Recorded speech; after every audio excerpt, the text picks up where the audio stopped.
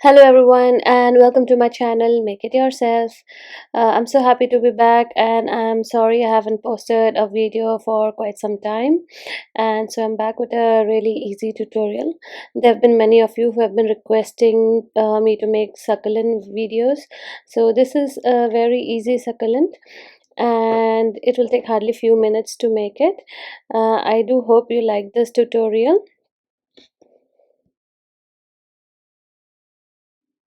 This plant looks really cute as a home decor, as you can see. There are other crochet cactus and succulent videos as well in my channel, so do refer to my channel or to the description to the links to the other videos. So let's get started. Today we are going to use this just cotton yarn in green color, and I'll be using a hook of 3.5 mm. So we'll start off by making a slip knot with the green yarn, and after making a slip knot we are going to chain 8.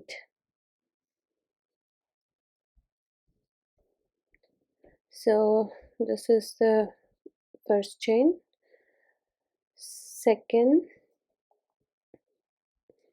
third, then fourth, fifth, sixth, seventh and eighth. So after making 8 chains we are going to slip stitch back to the first chain. So this is the first chain.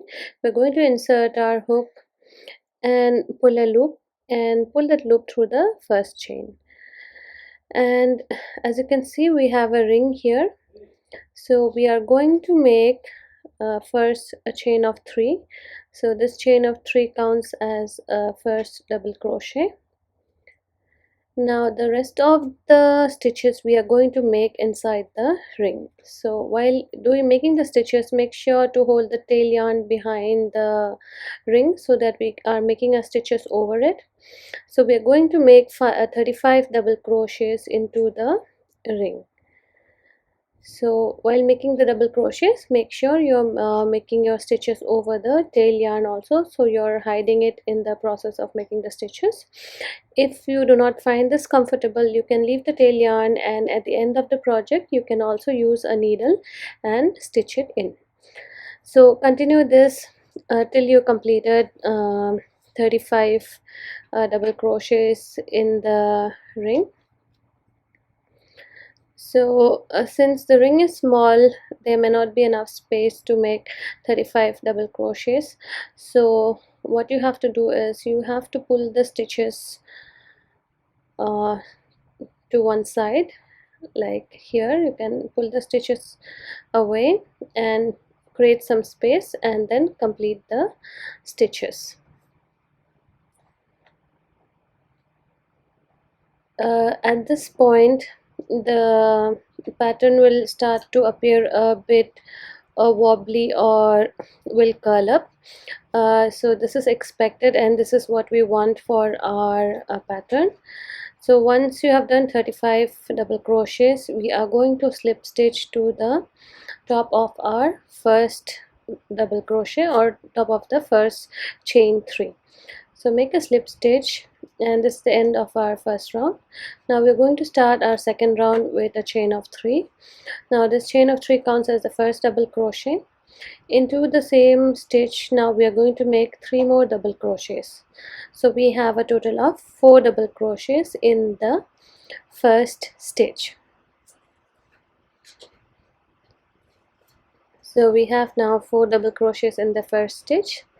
Now into the second stitch we are going to make 5 double crochets. So this is our first double crochet, the second double crochet, the third double crochet, the fourth double crochet and the fifth double crochet. So in the first stitch we had 4 double crochets, in the second one we have 5, as you can see here. 1 2 3 4 5.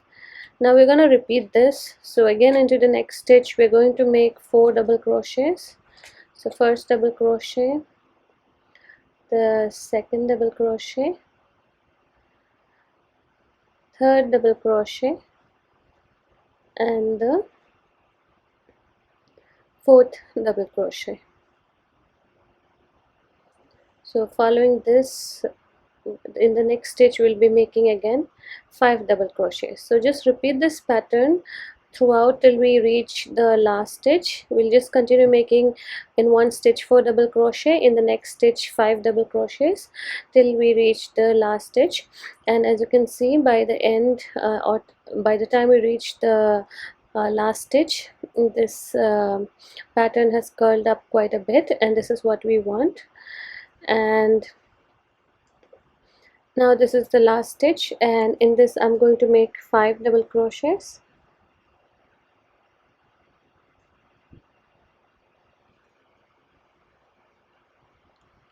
So this succulent is called as curly locks, and as the name suggests, the leaves of this plant is curled up,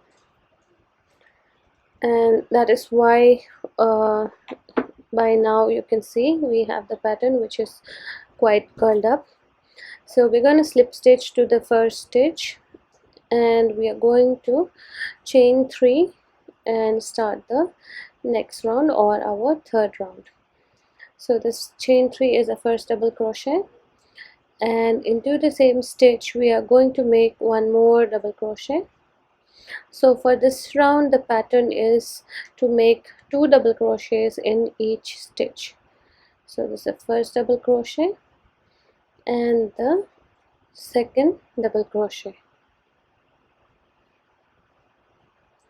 So continue making 2 double crochets in each stitch till you reach the last stitch or till you meet the end of the round.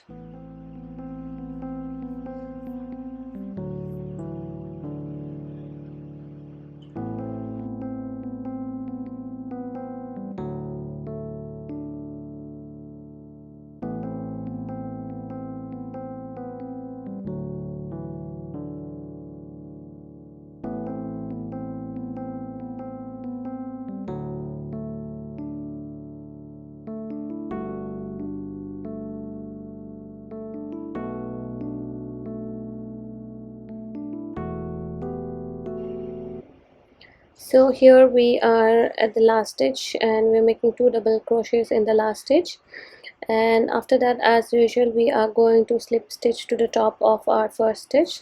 So this is the top of the chain 3 that we did at the beginning, so we are going to slip stitch here. And now for this round we're first going to chain 1, and we are going to work single crochets, but not in forward direction but in the backward direction. So this is called as a reverse single crochet. So go to the previous stitch, keep the stitch loose and go to the previous stitch, insert your hook and pull a loop out so that you have 2 loops in the hook, and pull through both of them. So here try to keep the stitches loose so that you are able to make the reverse single crochet. So we're just going to make 1 reverse single crochet in each stitch. So just you have to work backwards. I'm going to keep the stitch loose, insert your hook into the previous stitch, pull a loop through the stitch, and when you have 2 loops, pull through both of them. So continue this till you reach the first stitch. So you'll just be making 1 reverse single crochet over each stitch.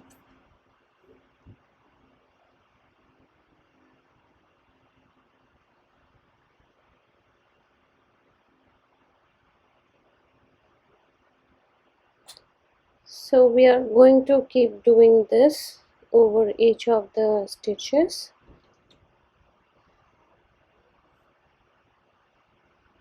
And as you can see, because of this reverse single crochet, the leaves look more thick or more fleshy, and that's how a succulent should be.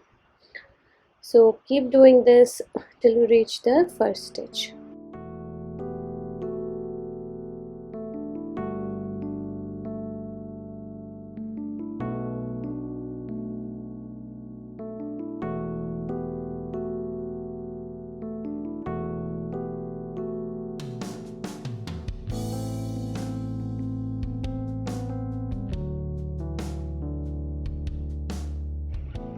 So once you reach the first stitch, you're just going to insert your hook, pull a loop, and instead of now pulling through two loops, we're just going to pull this first loop through the second one and then pull it tight.